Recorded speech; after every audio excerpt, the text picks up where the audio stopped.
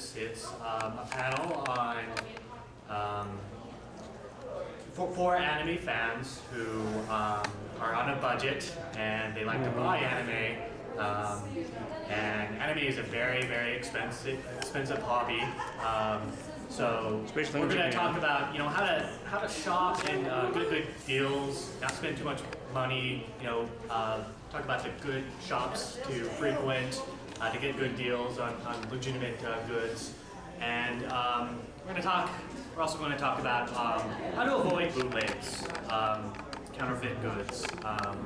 Talk about a little bit about how to shop online and what the red flags are,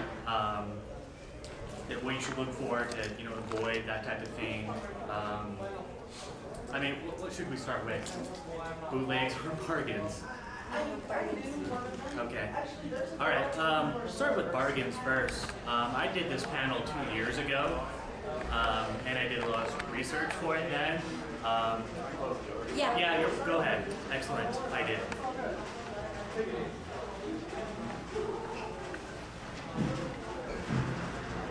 Now, I have to confess that I was sort of dragged onto this panel again. So the facts aren't really fresh in my mind. And I've already done this panel before, and I don't like doing the same thing before. So this time, I'd like to take a slightly different approach, make it a little more interesting. If anyone has anything to share, please do. I still have stuff to learn, so if you have anything to add, just raise your hand or just chime in, and we'll let you speak. We'll have the floor. So bargains. A few years ago, anime on DVD was those DVDs were priced like $30, very expensive, and that's kind of changed. Actually, being an anime fan now is much better than it was in the past. Going even further back to the VHS tapes, if you remember what those were. Being an anime fan like 10 years ago was horrible, especially if you were a fan of subtitled anime. Like Viz, for example, used to sell like 2 episodes of Ranma, 1/2, for $35. And now you can get like a box set for $35 that will have an entire season of an anime. When it comes to the bootlegs, like one of the best advice a few years ago was if it looked too good to be true, it probably was. I don't think that's the case any longer. I think that people that run legitimate anime companies go to these conventions and they talk to fans, and the fans a lot of fans are younger in high school. The cartoons appeal to the younger crowd and the older crowd, such as myself. But a lot of people would tell ADV and Funimation, I love anime and but I can't afford it. And there was an explosion in the DVD market, not just anime, but with HBO shows and just movies, Hollywood movies. We got to the point where you go see a movie at the theater, and then if you liked it, you were going to buy the DVD when it came out. If you liked it, you wanted to share it with friends, you wanted to rewatch it. That became like just sort of the general practice. So the market has changed. Anime companies have responded to anime fans like requesting lower prices. The market has demanded that anime prices go down, and so they've responded. They've been really great about that. Like a few years ago, I had a lot of complaints about what anime companies were doing, but not any longer. I think they're doing a great job giving the fans what they want. A few years ago, it was you would go to the FYE or Best Buy and pick up this anime DVD for $30, and I get 4 episodes for this $30, and then you like look over to the aisle with the Sopranos on DVD for like $40, and you get a whole season. It's like, why am I wasting my money on this anime DVD? Well, that's now that Funimation and these companies are now releasing box sets that are a lot like the HBO releases. So. Sopranos was like $120. Oh, really? Well, they often like repackage it. I guess I'm mistaken about that. Now you could probably get one for $40. Yeah. When it came out, like season 2 was fresh. It was like yeah. 120. Anime is the same way.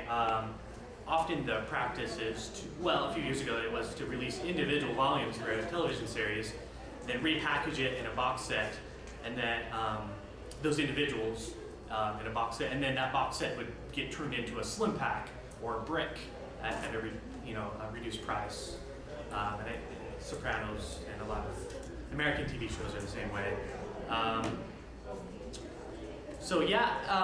If you're not really impatient and you want that anime series and you don't want to pay a lot, you could just wait a while, and if it's being released on individual discs, if you wait a while, wait a year, it'll show up in a slim pack or a brick at a huge reduction. But if you have to have it immediately, then you have to pay the larger amount of money.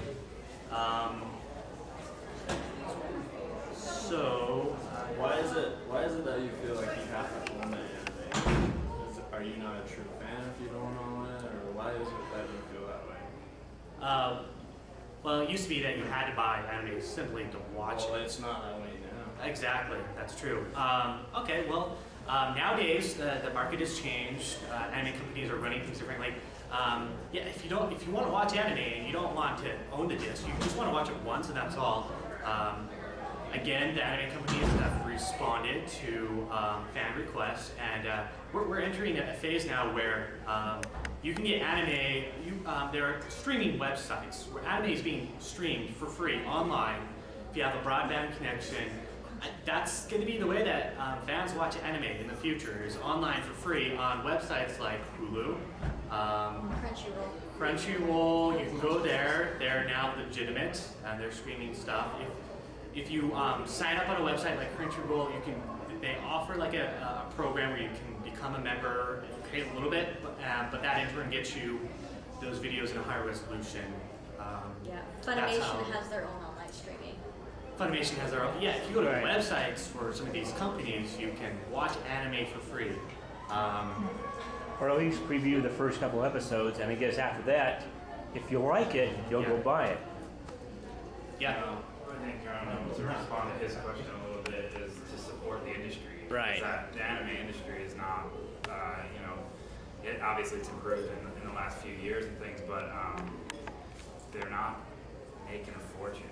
Right. So if you're just downloading it and watching it, then you're not supporting them at all. Yeah. So those companies will stop making the things that we love to watch. So Yeah, well, the point is to go out and buy it to show your support. Yeah, if you watch the online streaming for free, you're not paying anything for that, but you're creating revenue for the company because of the ads that you're watching. Mm-hmm. If you don't like the ad, a cool thing about watching a streaming video on the computer is it will have a little timer. Like unlike television, you don't know how long those commercials are going to last. You might miss your show if you get up and go, into the room, make a sandwich, whatever. But a little timer so you can just switch over to your browser and surf a little bit. Streaming, so those are the big ones. Hulu, are you guys familiar with Hulu? Yeah. Hulu isn't focused on anime. They have a lot of American television is up on that website. My roommate doesn't even watch TV on TV. He watches it on his computer at his leisure. He doesn't have to work, He doesn't have to sit there at 1 a.m. and watch a show. He can watch it the next day On or a demand. couple days later on demand on at 3 in the afternoon.